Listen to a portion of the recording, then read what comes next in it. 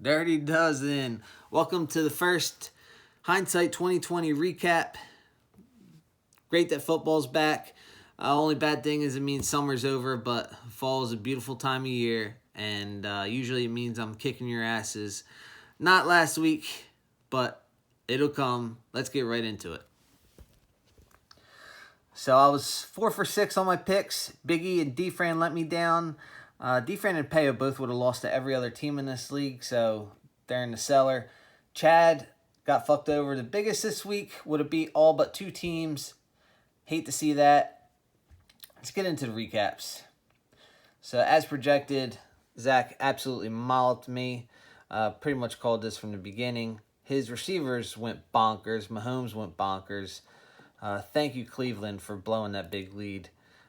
He ended up sitting Sterling Shepard, who he originally had in. That was a mistake. He would have beat me by even more. Actually, he had Nelson Aguilar in his lineup at one point, too. Good week for Zach. Doug, on the other hand, threw up 2 goose eggs. Thank you, Russell Gage and Jazicki. You could suck a dick. Also, Beckham never ended up playing. F the Cleveland coaching staff for lying about his injury all week. Same thing for Curtis Samuel, who's now on the IR. Will Fuller, hopefully, he's done taking steroids. Biggie versus Tommy. Biggie, come on. Tommy had a big week from Dak. Hate to see that. I'd rather lose to any other player going off. Pretty consistent roster. Well, I shouldn't say consistent roster. I should say consistent point totals throughout Tommy's roster. No one guy went seriously big time. Biggie did have a big spot from Joe Mixon, who I actually like this year. Surprised what Jay Williams did for Detroit. Good week for him.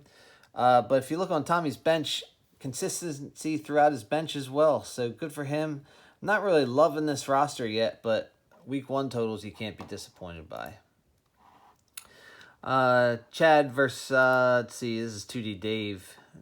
Good win for him. Like I said, his team's going to go off early in the year. Russell Wilson and Tyler Lockett did not make me a liar. I've been liking Deebo Samuel on a lot of my rosters. I don't know why I didn't get him here, but good for you, bud. Ride that wave. Chubb, I don't know if anybody watched that game. He's the best rusher in this league. I don't care what anybody says. Watching him is so much fun. He's a beast. And he looks like a fucking bowling ball. I wouldn't put Big Rich in front of him. Man, 2D Dave had 2 tight ends go off. Good for you, buddy. And he has our boy Hurts. So good win to start the year, Chad. Sorry, buddy. That's probably one of the worst feelings in fantasy when you throw up big numbers and still lose. Rob, Carey finally set his roster probably 5 minutes before game time. I wouldn't be happy with the roster either. But he put up big points this week. Good win. Let's see. I remember I said I didn't like Hunt or Anderson. He put both of them in. They both gave him a solid 15-point average. Good for you.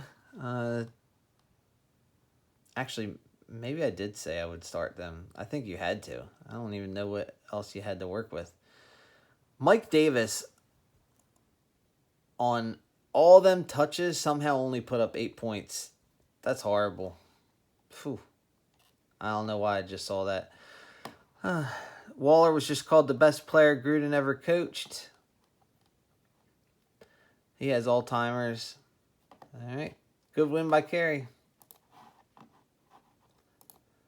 Next, we have Clarky and Butchie. Let's see. Butchie, big spot from Tom Brady, Adam Thielen, and David Montgomery, who also ran very well, even in Matt Nagy's putrid offense.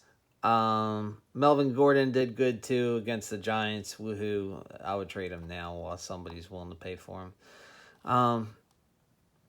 Clarky probably felt pretty good Thursday night with Cooper putting up that 34 spot, but his team failed him. I don't know if anybody saw that Terry McLaurin catch. That was beautiful. Absolute thing of beauty. But that LA Chargers secondary is pretty damn good. His team kind of let him down. Mostert went down. I hate to see an injury early on, especially when the guy behind him puts up numbers like he did. Hate to see it, but good win, Butch. Team looks solid. Don't love your bench, but starting lineup pretty good. And here's the seller game of the week.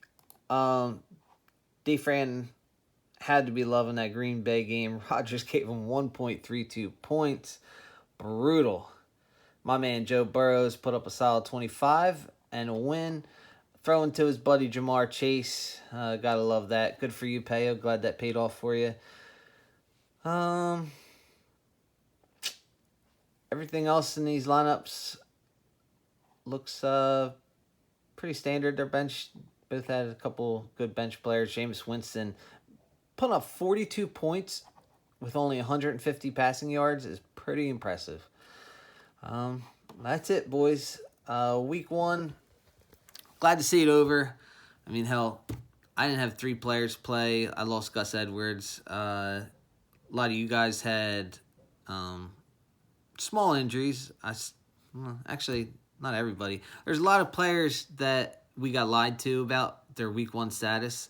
Hate to see that. I guess everybody's starting to take pages out of Bill Belichick's book.